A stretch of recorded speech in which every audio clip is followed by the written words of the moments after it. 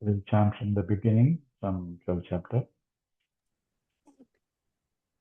Om Shri Krishna Paramatmane Namaha. Atha Dvadashodhyayaha Dhyanayo Buddhiyogaha.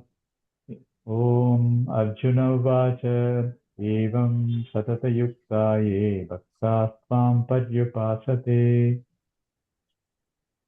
अथ द्वादशोऽध्यायः भक्तियोगः। अर्जुन उवाच एवं सततयुक्ताये भक्तास्त्वां पर्युपासते एचाप्यक्षरमव्यक्तं तेषां के योगवित्तमाः ये चाप्यक्षरमव्यक्तं तेषां के योगवित्तमाः। श्रीभगवानुवाच मय्यावेश्य ये मां नित्ययुक्ता उपासते श्रीभगवानुवाच मय्यावेश्य मनो ये मां नित्ययुक्ता उपासते श्रद्धया परयोपेताः ते मे युक्ततमा मताः श्रद्धया परयोपेताः ते मे युक्ततमा मताः। ये त्वक्षरमनिर्देश्यम् अव्यक्तं पर्युपासते ये त्वक्षरमनिर्देश्यम् अव्यक्तं पर्युपासते सर्वत्र गमचिन्त्यं च कूटस्थमचलं ध्रुवम् सर्वत्र गमचिन्त्यं च कूटस्थमचलं ध्रुवम् तन्नियम्येन्द्रियग्रामं सर्वत्र समबुद्धयः सन्नियम्येन्द्रियग्रामं सर्वत्र समबुद्धयः ते प्राप्नुवन्ति मामेव सर्वभूतहिते रताः ते प्राप्नुवन्ति मामेव सर्वभूतहिते रताः। क्लेशोऽधिकतरस्तेषाम् अव्यक्तासक्तचेतसाम् क्लेशोऽधिकतरस्तेषाम् अव्यक्तासक्तचेतसाम् अव्यक्ता हि गतिर्दुःखम् देहबुद्धिरवाप्यते अव्यक्ता हि गतिर्दुःखम् देहवद्भिरवाप्यते। एतु सर्वाणि कर्माणि मयि सन्न्यस्य मत्पराः ये तु सर्वाणि कर्माणि मयि सन्न्यस्य मत्पराः अनन्येनैव योगेन मां ध्यायन्त उपासते अनन्येनैव योगेन मां ध्यायन्त उपासते तेषामहं समुद्धर्ता मृत्युसंसारसागरात् तेषामहं समुद्धर्ता मृत्युसंसारसागरात् भवामि न चिरात् पार्थ मय्यावेशितचेतसाम् भवामि न चिरात् पार्थ मय्यावेशितचेतसाम् मय्येव मन आगत्स्व मयि बुद्धिं निवेशय मय्येव मन आधत्स्व मयि बुद्धिं निवेशय निवसिष्यसि मय्येव अत ऊर्ध्वं न संशयः निवसिष्यसि मय्येव अत ऊर्ध्वं न संशयः अत चित्तं समादातुं न शक्नोषि मयि स्थिरम् अथ चित्तं समादातुं न शक्नोषि मयि स्थिरम् अभ्यासयोगेन ततः, ' ' अभ्यासयोगेन ततः मामिच्छाप्तुं मामिच्छाप्तुं धनञ्जय धनञ्जय अभ्यासेऽप्यसमर्थोऽसि मत्कर्म परमो भव आस्येभ्य अभ्यासेऽप्यसमर्थोऽसि समर्थोऽसि मत्कर्म परमो कर्म भव परमो भव मदर्थमपि कर्माणि कुर्वन् सिद्धिमवाप्स्यसि मदर्थमपि मदर्थमपि कर्माणि कर्माणि कुर्वन् कुर्वन् सिद्धिमवाप्स्यसि सिद्धिमवाप्स्यसि अतैतदप्यशक्तोऽसि कर्तुम् मद्योगमाश्रितः अतैतदप्यशक्तोऽसि अतैतदप्यशक्तोऽसि कर्तुं कर्तुं मद्योगमाश्रितः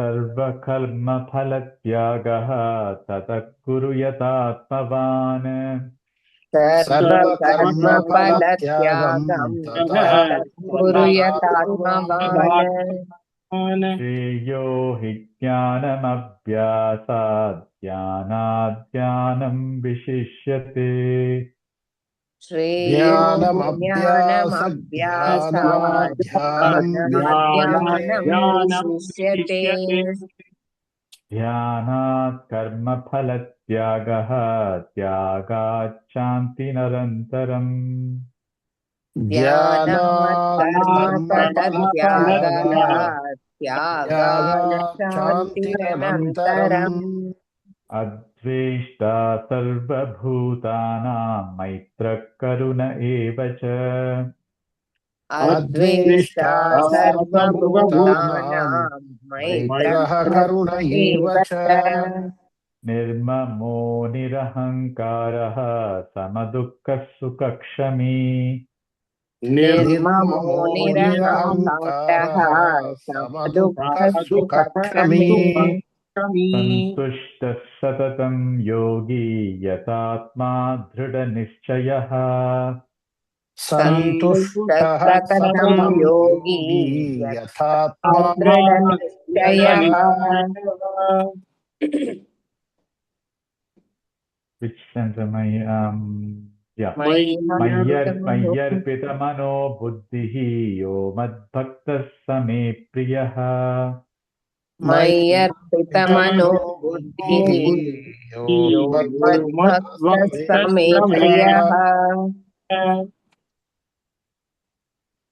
अनपेक्ष्य शुचिर्दक्ष उदासीनो गतव्यतः One more is अनपेक्षः शुचिर्दक्ष Yasman उदासीनो गतव्यतः Oh, sorry, did I miss that one? yeah Yasmano dvijate loko lokano dvijate chayah Yasman no यस्मान्नो dvijate द्विजते लोको lokah lokano लोकान्नो द्विजते dvijate च यः chayah हर्षामर्षभयोद्वेगैः मुक्तो यः स च मे प्रियः हर्षामर्षभयोद्वेगैर्मुक्तो यः स च मे स च मे प्रियः अनपेक्षशुचिर्दक्ष उदासीनो गतव्यतः अनपेक्षः शुचिर्दक्ष अनपेक्षश्रुतिर्दक्षः उदासीनो उदासीनो गतव्यतः गतव्ययः सर्वारम्भपरित्यागी यो मद्भक्तः स मे प्रियः सर्वारम्भपरित्यागी सर्वारम्भपरित्यागी यो मद्भक्तः स मे प्रियः स मे प्रियः Hari Om. So as we touched upon last week, Lord Krishna over the last few stanzas ending in class stanza 12 was talking about the different levels of progress as for a devotee. And the way he categorized them was looking at it from the standpoint of impressions or vasanas that one possesses. So the first one he said is those who are already up to a certain high level of maturity, they can they will be able to meditate seamlessly. However, for those who are still have residual vasanas, and he looked at it as 40% vasanas remaining, then he talked about knowledge. And for those who are not yet there, he talked about doing abhyasa yoga. And those who are not yet there, next level was, to do service. And then lastly, he said, if you're not able to do any of these because you're not there yet, at least at the bare minimum, can you get rid of the anxiety over the fruits of action, which means less worry. Don't worry. Can you do that?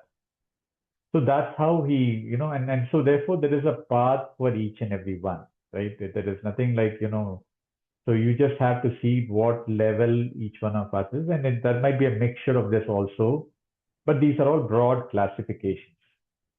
So and then 12th stanza, he just gives a little bit of a running order in that same thing.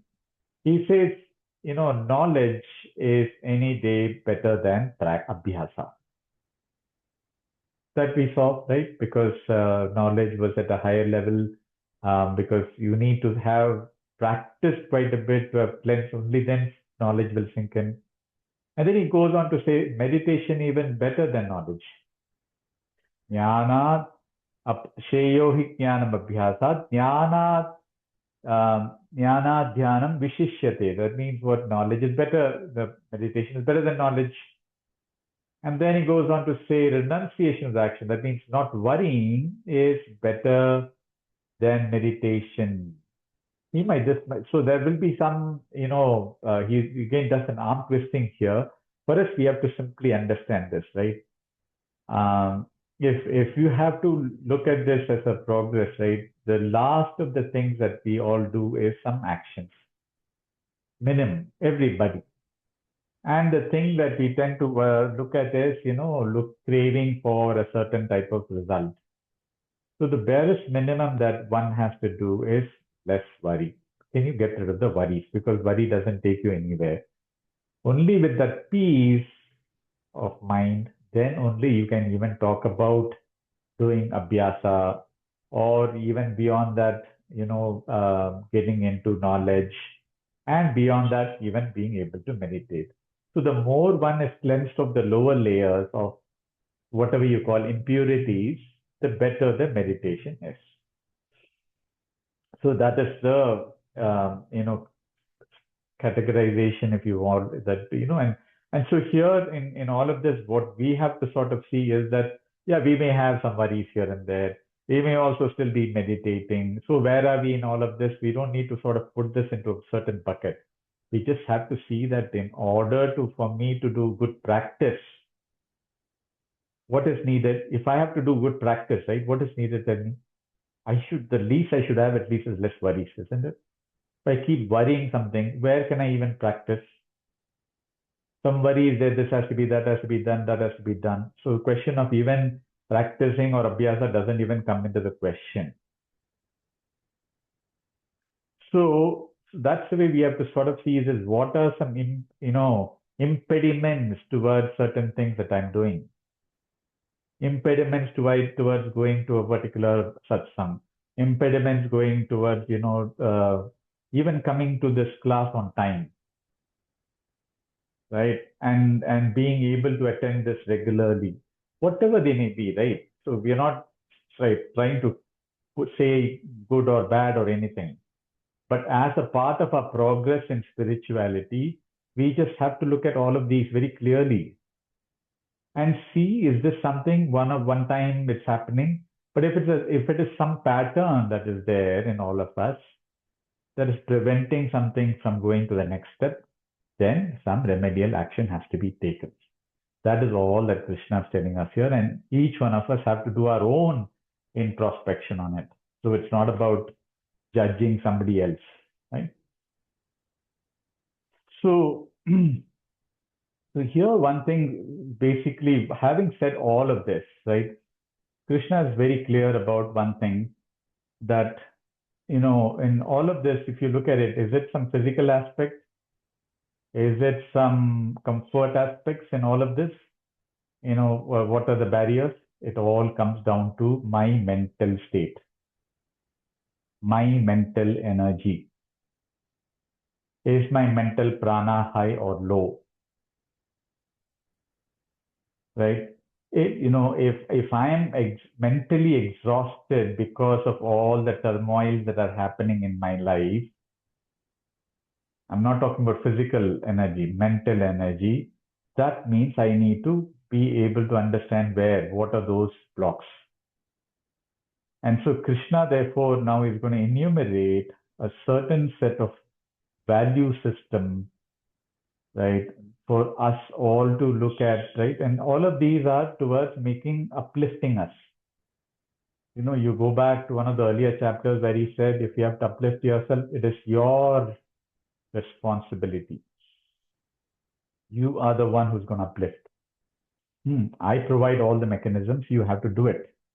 So to uplift that mental energy, despite all the challenges, that's a key thing, right? You all will say, oh, I have this challenge, I have this. Despite all the challenges, so that you can redeem yourself despite all the hardships. What is it that we have to do? What should we be aware of?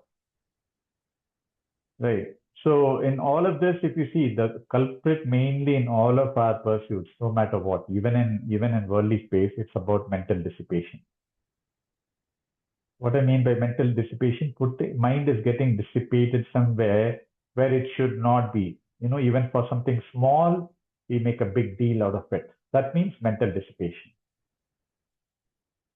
For something big, from some big project that, let's say Prime Minister Modi is driving or somebody, right? I mean that is a very different thing. But many times we trifle over small little things. Something about myself, something about my child, something about this, that, etc. So therefore, so these values that you're going to take is really to understand the quality of our. So what this will do, if I am aware of this, I can uplift the quality of my life. I can uplift the thought process that comes. I can also uplift certain relationships, because these are going to go in touch into all of them. Okay. So the first thing, so these things start from the 13th stanza. So you see the 13th stanza. What is it? 13th stanza starts with?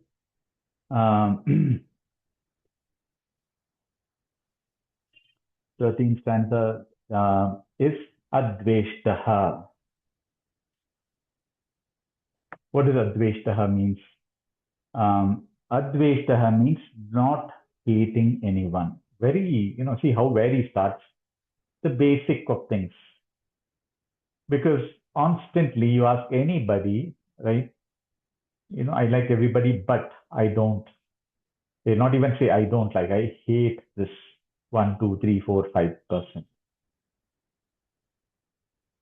Why is he taking on this one? So by hating somebody, what is the benefit you're getting?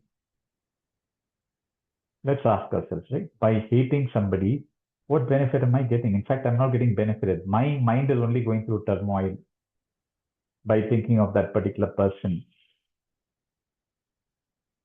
right? So Krishna very categorically says, not even the worst enemy, at least in your heart, right? When you deal with them, when you have to interact with them, do whatever you have to do so that, you express it in whatever ways possible. But at least in my heart. If I keep that in my intellect, that's where the problem comes. Hatred typically resides somewhere deep in your subconscious mind, somewhere in your intellect. This person is under this category. This person is under this category. So can I at least, be conscious of such things, and ask yourself, first of all, if I'm getting benefited by my hatred to him, keep it. Nobody stops. But I don't think anybody gets any benefit by hating. And the worst thing possible? By, in our Shastras, it says by hating somebody, we are taking on their bad karma into ourselves. When we hate somebody, we are actually taking their karma. Why should I take in more garbage? There's enough garbage in me to take care of. So, therefore, what should we do? That's where he says, Maitri Karuna Evacha. Maitra Karuna Evacha. Maitra means what? Be friendly. Karuna, compassion.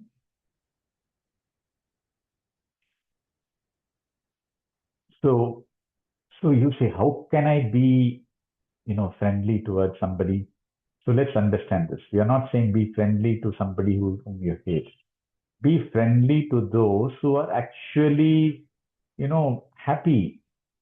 Remember this, I think this topic we brought up in the context of when we were doing Patanjali Yoga Sutra, I guess many, many months back. Um, we talked about how in the context of relationship should we be with others. So let's say somebody is happy, a friend of yours or relative of yours. Typically what happens, and you're not actually happy, something is bothering you. What happens? There is a sense of jealousy that comes in. How come he is happy? Or somebody in your own office, right? That person, despite everything, is happy, but I am getting perturbed. So Krishna, reason why in Patanjali Yoga Sutra also, and here also Krishna is saying, be rather friendly, be rather, understand, what brings happiness to that person, versus in your mind having a jealousy quotient of that particular person who's happy. How can that person be happy? Let's understand, appreciate that he's happy. Find out why. But even if you can't find out why, at least show your friendliness towards him from a mental side. Then karuna. Karuna means what? Karuna for those who are unhappy. Right. So somebody who's unhappy, what should I do? I should have empathy, not sympathy, empathy. Understand what it is that is making them unhappy. And wherever possible, if I can alleviate that particular unhappiness, I try to do.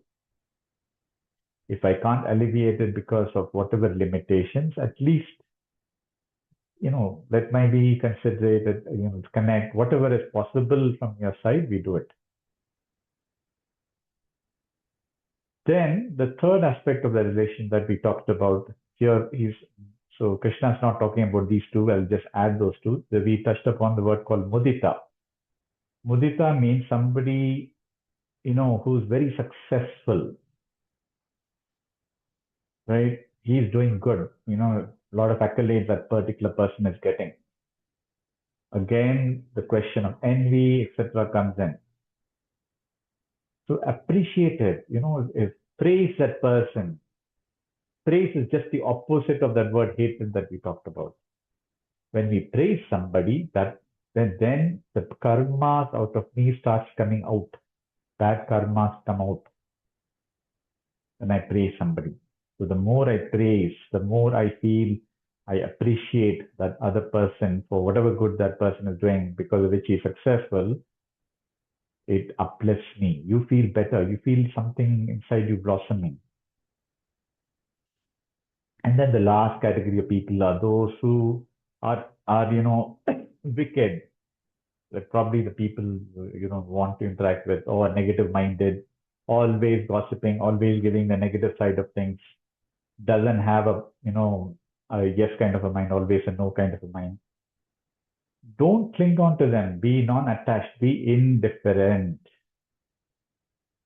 So the upeksha is indifferent to such kind of people. So, wherever possible, don't put that particular thing into your head. Right. And all of this, what we try to do is that, momentarily I may not feel comfortable with such a person. But what do I do by putting it into my head? It remains. Every time the moment so thoughts will come about such and such person. So again, very basic things, but very important aspects to realize in the context of the kinds of people, because all these four categories come in our life every day in all our interactions. Okay, so that's the first line of 13. So then comes nirmamo nirahankaraha. So each one of these that I'm talking about are values, right? Not hating, maitri, karuna, nirmamo, nirahankara. This is like the fourth value you can talk. So this is where we are talking about not having the sense of possession. Nirmamo nirhankara. Nirhankara means all, so this ego is the attribute in us which likes to cling on to this identity. I have this. It might be a skill, it might be a wealth, whatever, or a talent, without having the, this, my collar always running high because I am this, I am that, etc. So here, when the prosperity, possession, etc. becomes I, mine, that means it has gone high. Whenever this word I, mine comes in our conversation, even in our mental thoughts, it just means that somewhere the ego is running high. I'm not saying these words are bad by itself. We just have to see what is it, what is the intent behind why when we say I, mine, or even the context of wanting something. So, key thing in why from a Vedantic angle, what is it that we should think about possessions? Anything that we possess is being given to us. And it is a borrowed possession, borrowed property, the house, the people that have come into our life, whether it be a son, daughter, everything is borrowed. It's being given for a certain purpose so that we get rid of our, karmas, experience certain experiences to get rid of them. Otherwise, there's no purpose. Any day, one day, it is all going to be taken away from us when we leave the body. So we are all on rent. This body is rental. The possessions are rental. So when I say I own this, I own that, quite frankly, do we own anything? Is a question to ask. So these are all, poking, harsh, very crystal clear thought process that just have to, dig this in. So the question, what is needed in all of this is not become the source of botheration, agitation because of these possessions. I was listening to this one particular episode that happened to a business or a person, who had a big mansion somewhere in Los Angeles. And Los Angeles, is prone to fires. Summertime, there's some fire. And this was on top of a hill. So pretty big mansion. And he had gone on vacation, came back only to find that the fire had come and it had destroyed his property. He was just, he was still wealthy. Not that, without that house, he would be living anywhere. It was still very wealthy. He just was totally heartbroken, was just sulking. His son comes very close, says, Dad, why, what's happened? Why are you sad? Then father says, this is what happened. Son says, Dad, did you know that, when you're gone, based on all the expert opinions, I sold this house. And the person who bought it actually got a very good insurance value on it also for fires. And he came back and told me yesterday after the fire that, he will give a part of that insurance back to us. So the father, who until a minute back was all sulking, is smiling. Did anything happen? The burnt house is still the burnt house. The situation has not changed. The object has not changed. It is my mental perspective of what has happened there has changed. So the more I attach myself to this property, attach myself to this, that, etc., these things will happen. So all that Krishna is saying, be watchful. These are all things that will come from the outside and outside transactions that we do every day, constantly. That will come and hit us. See what it does to your mind and make sure that you have nirmamo nirahankaraha. Let that not hit your ego. Ego can be hit very high. In this case, this particular guy went through ego, was just sulk, right? My mansion gone. What will people think of me? Blah, blah, blah, etc. Okay. So then we go on to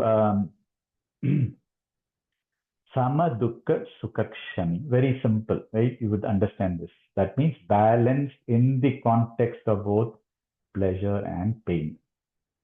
Sama Dukkha Sukha. Sama means what? Centered, balanced, not carried either way by, pleasure or positive things that have happened or painful situations that drag me down. So, so therefore, going to extremes, avoiding that and realizing that this is part and parcel of life. Both of these are going to happen and I remain centered. Okay. Then comes the word kshami, sama dukkha sukha kshami. See that last word, kshami. What does kshami mean? Forgiving. Who do you forgive? Sorry. Yeah. Sama dukkha sukha kshami. You can look at kshami as two things, right? One is forgiving. One is also in the context of, tolerance or forbearance. That's another meaning also for it. Forgiveness we talk. Let's look at forbearance part, right? When you look at forbearance, that means what? Being able to handle difficult situations, being able to handle uncomfortable, being outside the comfort zone. Let's call it that way, right? Anytime I'm outside the comfort zone, I have to have the kshami attribute. So how is that possible?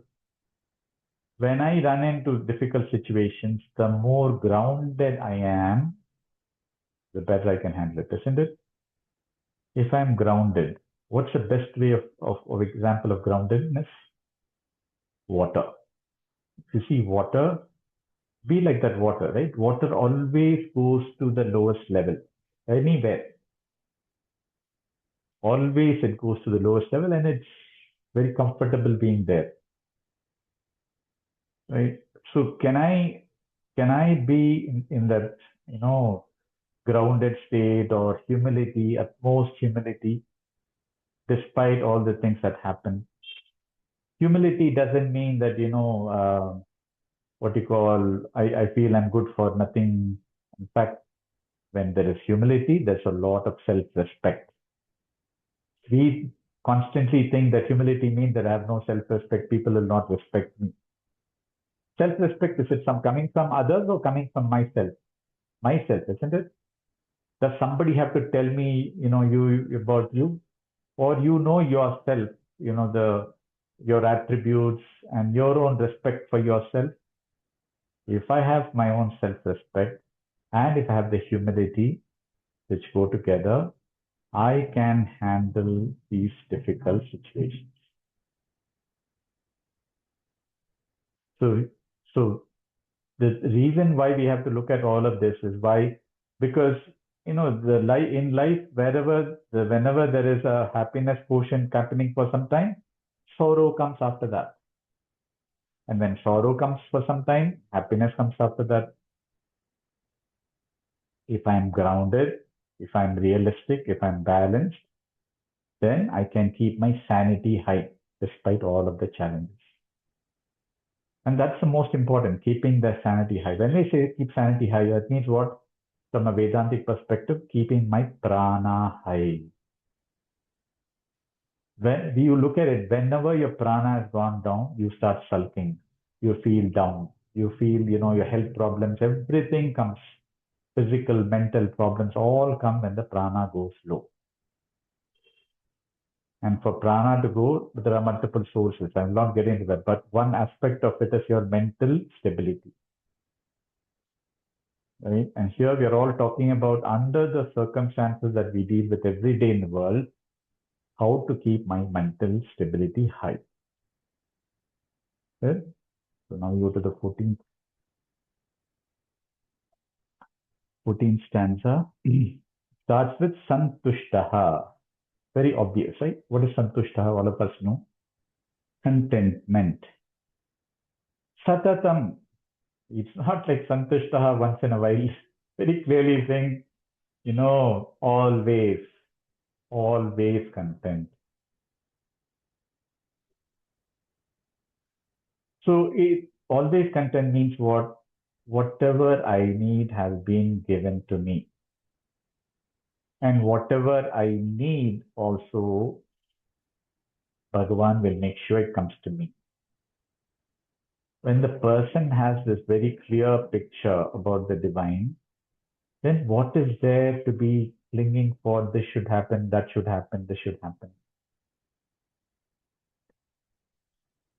Right. Anything that we have in our life has been given to us at the right time. So, so when I have that aspect, then there's no complaints mindset. Oh, I did all of this. I went to the temple on Yatra for 20 days. I've not gotten anything out of it, etc., etc. Right? Many complaints that happen. And we normally think when I've done something, I should get an immediate set of results. What Ishvara has clearly said in the Bhagavad Gita, whatever you're deserving of will be given at an appropriate time, but it will be given. Right. For whatever work is done, there is always an effect. Cause-effect relationship always applies. It is not when I would want it, but it will happen. So if I have that clear mindset that when something is needed, it will come to me, then what is the need to be not having santushtaha? Is the question to ask.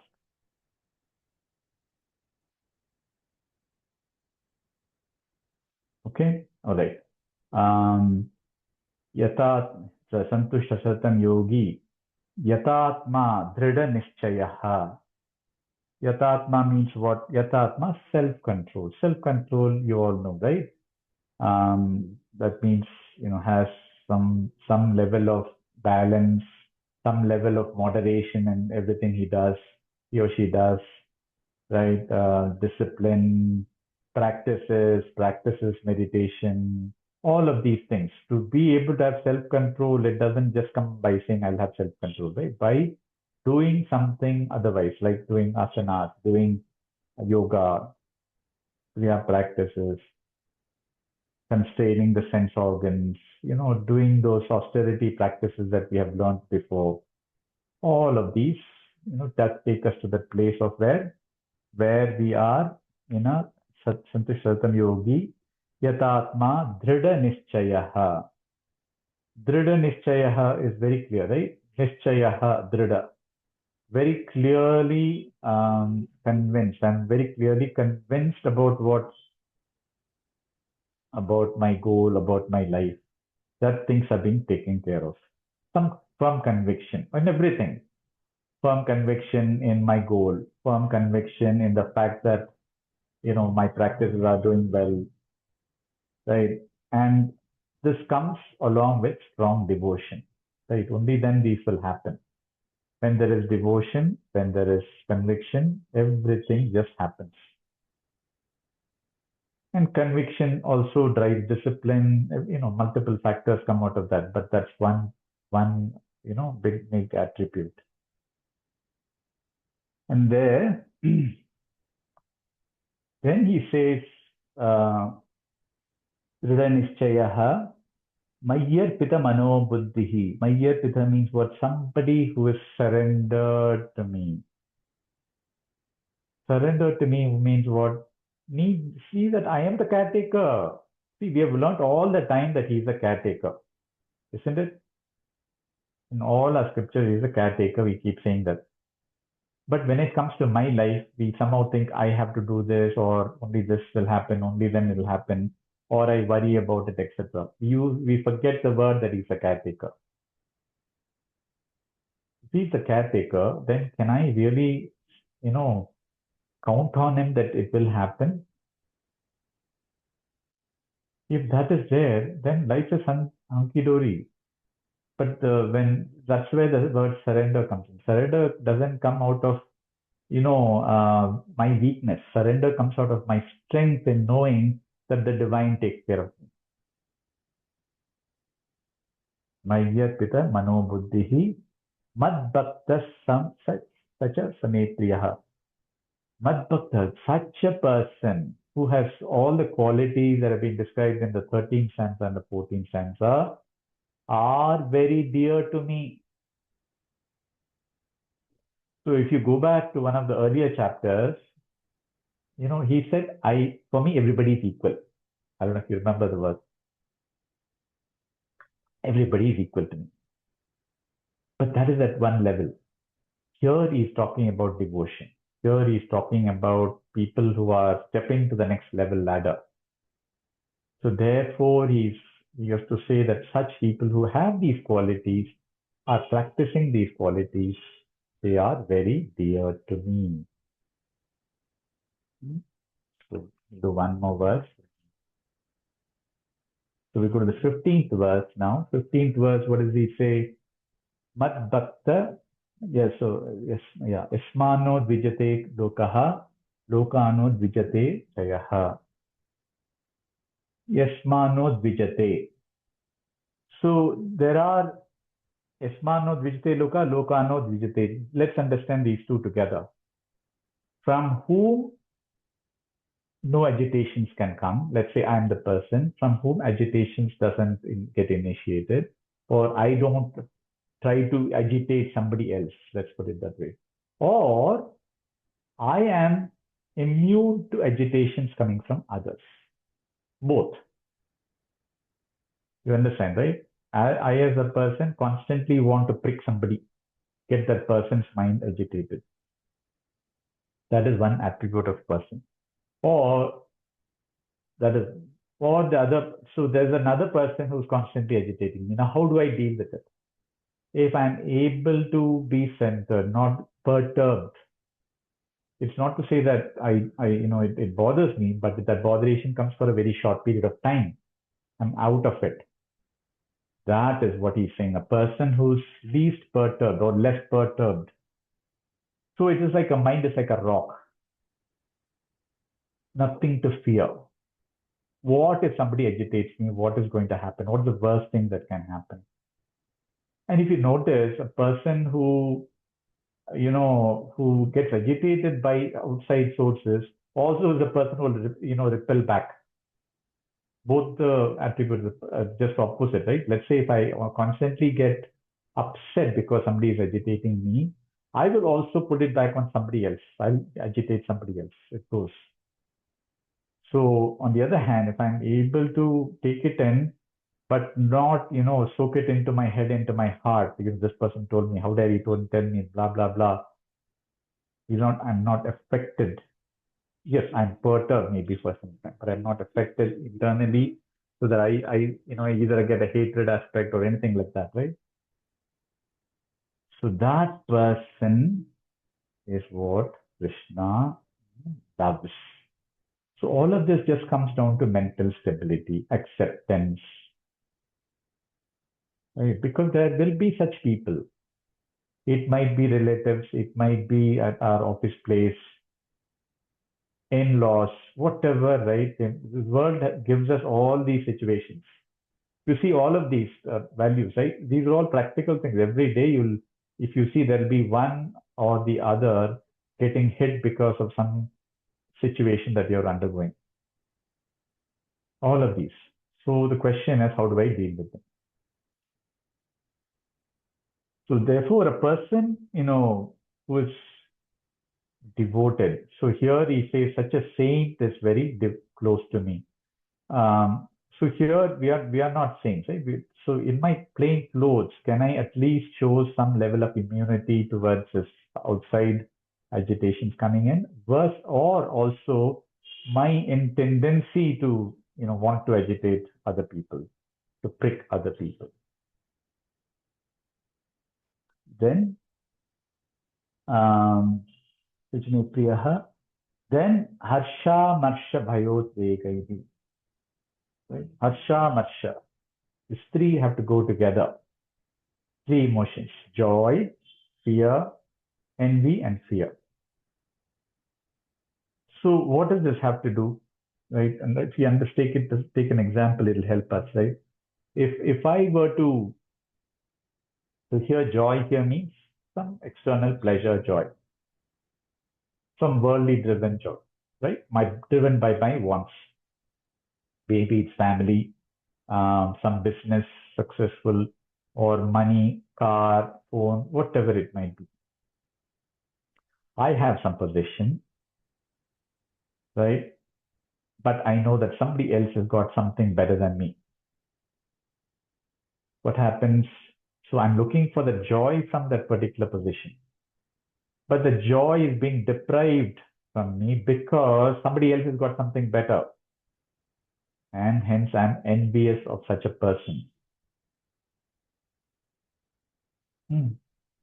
But you know what? I'm big bhakta of Devi. I pray. I pray, Lakshmi, the heavens blesses me and gives me, the particular possession that I've been looking for. Maybe that house, bigger house than whatever I have. That overrides the person who I was envious about, and now I have bigger mansion. So the question of envy doesn't come, question of jealousy doesn't come. But what comes? Fear. I have this big place. I have to take care of it. Security, insurance. What will happen to this room? What will happen, to the safety here, etc., etc., etc. So here, if you sort of see what have we done, the joy in the outside world, we put it on certain conditions. If this happens, then I will be happy. If this happens, I will be joyful. And when I tend to put that, what happens when something else happens outside that counters that joy, then envy, jealousy, all that comes. And if that is also addressed by some reason, then fear comes. So this is a cycle, vicious cycle. If that joy is one of those temporary aspects of joy is all about possessions, joy is all about my desires getting fulfilled, then this is the intricate network that one gets into. So here, Krishna is very clearly saying, be watchful of these emotions. And we will stop there. Continuing. These are all, there are a total of 36 values in this particular 5 stanzas. Very loaded. I think we have covered probably about 18 or 19 of them. Cover the rest in the next.